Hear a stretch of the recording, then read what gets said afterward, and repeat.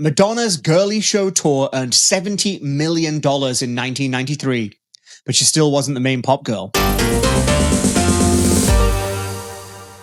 Welcome back to the main pop girl 1990 to now. 1993 looks confusing on paper. Whitney Houston has the year-end #1 single and the year-end #1 album. She put I'm Every Woman and I Have Nothing in the top 5. So case closed, right? Not so fast. Because here's the thing, The Bodyguard dropped in November 1992.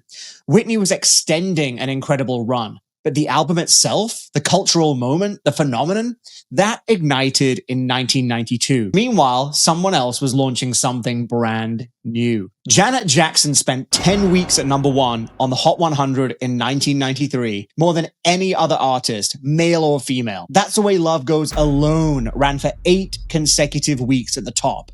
That's the longest running #1 in Jackson family history, longer than anything Michael ever achieved with a single song. And Janet, the album, it didn't just debut at #1. It was the first album by a female artist to debut at #1 in the SoundScan era. She moved 350,000 copies in week 1, a record for women at the time. Then it stayed at #1 for 6 straight weeks. This album would go on to become one of only 7 albums in history to produce 6 top 10 singles on the Hot 100. She's in a club with Michael's Thriller and Bad, with Bruce Springsteen's Born in the USA. And here's what's wild. Janet is on that list twice. Rhythm Nation 1814 did it first. Janet did it again. And here's the thing about Janet. This wasn't just commercial dominance. This was a creative reinvention. Janet went from military uniforms and social commentary to this. Rolling Stone named her Best Female Singer and Best Female Sex Symbol of 1993. Billboard called her the greatest pop star of 1993. Hit subscribe for more unfiltered pop opinions. Oh, and that music video for That's the Way Love Goes, one of the backup dancers was a complete unknown named Jennifer Lopez. Janet literally launched careers just by existing. By December, Janet was back at #1 with a gain. That's 2 #1s in a single calendar year. The woman bookended 1993. And let's not forget, Poetic Justice opened at #1 at the box office in July. Janet wasn't just the main pop girl, she was becoming a movie star. Now, let's talk about Madonna. Because 1993 was supposed to be her year of total provocation, and instead, it became her year of total crisis. Look, The Girly Show was the highest grossing female tour of 1993. $70 million from 39 dates. That's undeniable. But on the charts, it was a disaster. Bad Girl, released in March 1993, peaked at number 36. Number 36. This broke her streak of 27 consecutive top 20 singles, going all the way back to Holiday in 1983. A decade-long streak just gone. Rain peaked at number 14. Fever wasn't even officially released as a single in the US. What happened? 2 words. Sex book. It sold 1.5 million copies worldwide, but people punished the music. Then, Body of Evidence hit theaters in January 1993. The erotic thriller bombed spectacularly. Just $6.5 million opening weekend. Critics savaged it. Roger Ebert said he'd seen comedies with fewer laughs.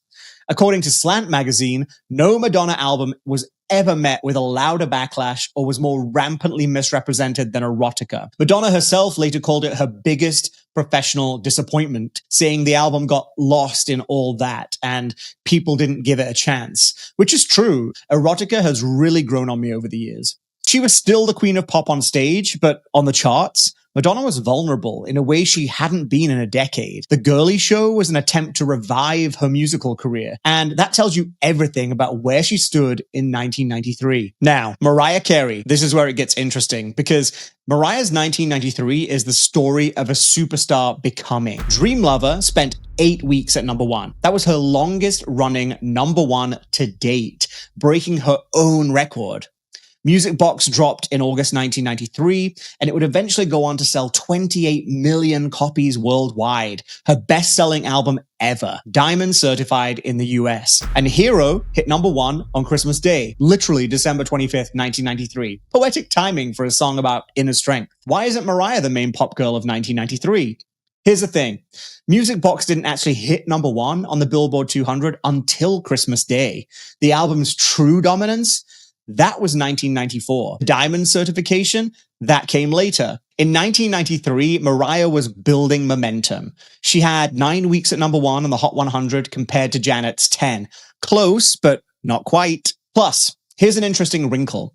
In 1992, Mariah had released her MTV Unplugged EP, a critical response to skeptics who doubted she could perform live. That EP went on to sell 7 million copies worldwide, but by 1993, she was still fighting that narrative. She was still proving herself. Mariah's moment was absolutely coming, but in 1993, she was building.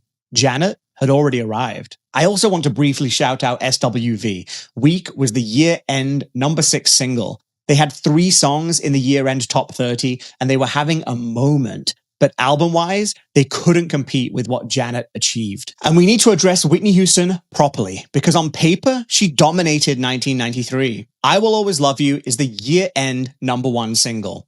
The Bodyguard soundtrack is the year-end number 1 album with 20 weeks at number 1. The first female album to achieve that. She was touring. She was everywhere. 4 singles from The Bodyguard charted in 1993. I'm Every Woman and I Have Nothing both hit the top 5. Run to You cracked the top 40. But here's the thing. The Bodyguard is a soundtrack album. It features Kenny G, Lisa Stansfield, Joe Cocker, Aaron Neville. It's not a Whitney Houston solo album. I can't attribute that year-end number 1 album entirely to her. Plus, it did drop in November 1992. If it was a studio album, I might treat it differently. The cultural explosion, the film, the premiere, the initial hysteria, all of that happened in 1992. Whitney got the glory then. By contrast, Janet released Janet in May 1993, a solo album, brand new material, brand new era. That's the distinction. So let's break this down. Janet Jackson, 10 weeks at number 1. First female SoundScan era album debut at number 1. 6 consecutive weeks atop the Billboard 200. The only artist in history to have 2 albums produce 6 top 10 Hot 100 singles. Rolling Stone's best female singer. Billboard's greatest pop star of 1993. Whitney Houston. The year-end number 1 single and album. But the album was a soundtrack featuring multiple artists released in 1992. Carryover momentum. Mariah Carey, 9 weeks at number 1. Music Box eventually becomes a diamond certified classic, but the album didn't hit number 1 on the Billboard 200 until late December. Her true dominance would come later. Madonna, the highest grossing female tour of the year. But Bad Girl broke a decade-long top 20 streak. Chart struggles, backlash from the sex book and body of evidence, a year of crisis, not conquest. So who's the main pop girl of 1993? It's Janet Jackson. 10 weeks at number 1, more than any artist that year, the longest running Jackson family number 1 ever, and the first female to debut at number 1 in SoundScan history. 6 consecutive weeks atop the Billboard 200, and the only artist to twice produce an album with 6 top 10 Hot 100 singles. Rolling Stone's best female singer of the year, Billboard's greatest pop star of 1993. And let's be real, Janet was a creative reinvention that influenced every female pop star who came after. When critics talk about artists like Britney Spears, Christina Aguilera, Beyonce, they trace it back to this album, this moment. Whitney was riding a 1992 soundtrack. Mariah was building toward 1994, and Madonna was navigating her biggest career crisis in a decade. But Janet dominated every metric that mattered with brand new material that redefined her entire career.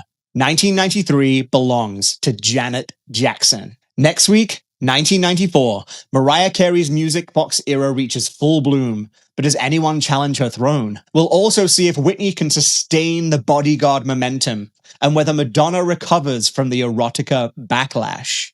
Drop your predictions in the comments, and if you think I got 1993 wrong, tell me who you'd pick. Whitney, Mariah, Madonna, maybe someone I didn't even mention. Hit subscribe if you haven't already, and I'll see you next week.